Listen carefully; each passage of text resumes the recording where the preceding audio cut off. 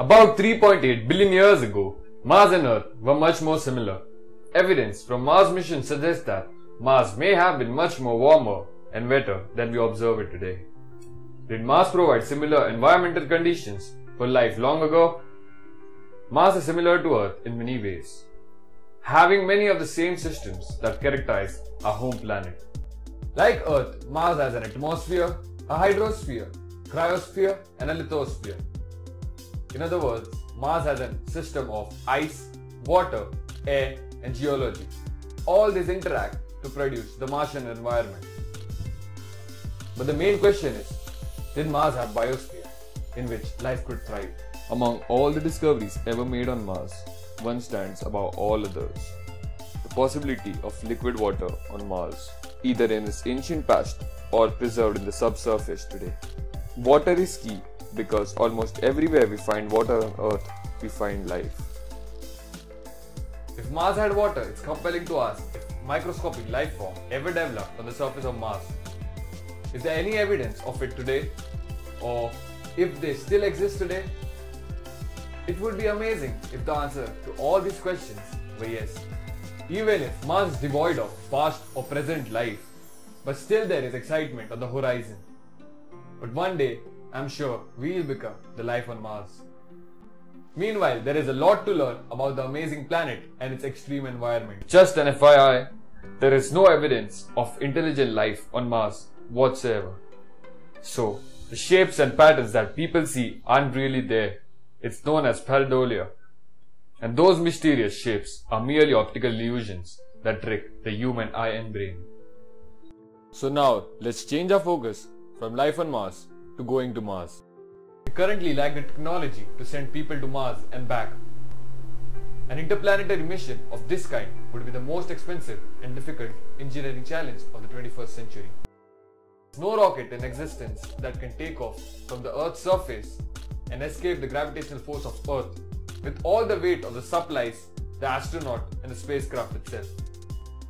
It's more likely that rockets will make several trips to drop off the supplies and the parts of the vehicle in the low Earth orbit. There, the astronauts will build the whole rocket and then rocket off the red planet. The largest construction ever assembled in space is the International Space Station. It has a mass of 4,500 tons and required 31 spaceship flights to complete it. According to NASA, a Mars vehicle capable of taking people to the red planet and back would be smaller but would be around 1,250 tons. In order to stay alive in space, people need a lot of things: food, oxygen, shelter, and perhaps the most important, fuel. Somewhere around 80% of the initial mass launched into space for a human Mars mission is going to be propellant. The objects in the low Earth orbit, the place where you will park your vehicle while building it, is going around the world every 90 minutes. So during half of the time, it will experience intense heat coming from the sun, and during other half, it will experience unheated blackness of space. So this temperature difference causes liquid hydrogen and oxygen to vaporize, which is the fuel of the rocket. NASA is trying to pursue new technologies which will help them to store fuel in space for a longer period of time. The thin Martian atmosphere cannot inflate very large parachutes, such as those would be required to land a spacecraft with humans. Former NASA chief technologist said that landing Curiosity was landing a small nuclear car.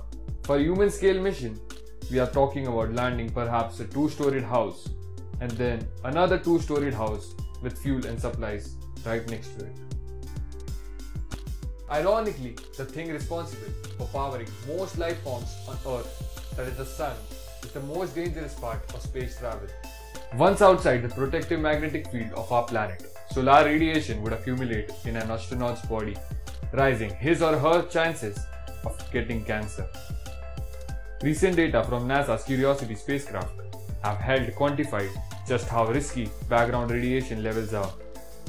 Massive explosions like solar flare and energetic particle events could throw potential lethal doses of radiation right at the spacecraft. That's why a private man-made mission is going to fly by Mars in 2018. Yes guys, 2018. It's called Inspiration Mars. It's planned for a time of low activity when the chances of the solar burst is the lowest. A trip to Mars would probably take 7 to 9 months. During this period, humans have to be protected from the radiations. Currently, the most feasible solution is to line a spacecraft with water. Water would absorb the radiation and give the astronauts some shelter. But there's a problem. Water is heavy, and any added mass to the spacecraft is like adding more money for the mission. Another problem is that extended stays in 0G causes bones and calcium degradation, and a recently identified issue is that MACE-10 for swelling of optical nerve. If not checked, astronauts arriving on Mars would be weak, brittle boned, and possibly blind. But why should we go to Mars? The human race is to continue for another million years. We will have to go boldly where no one has gone before, said Stephen Hawking. History shows us that survival on this tiny blue dot in the vacuum of space is tough and by no means guaranteed. The dinosaurs are the classic example. Putting humans on more than one planet would better ensure our existence for thousands, if not millions of years from now. If someone is still not convinced, I would say that, why did Columbus travel to the west? Why did Marco Polo head to the east?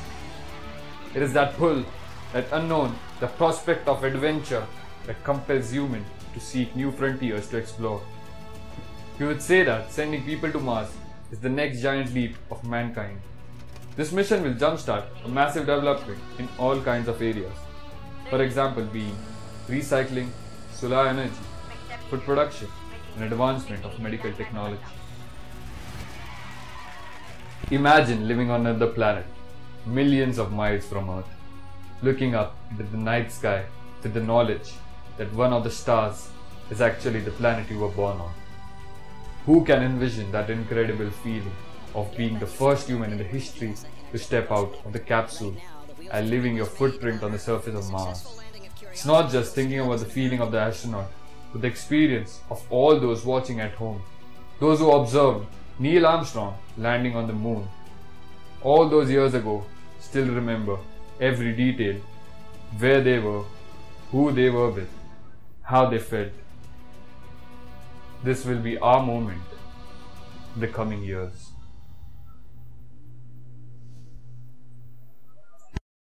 Hey guys, thanks for watching our video.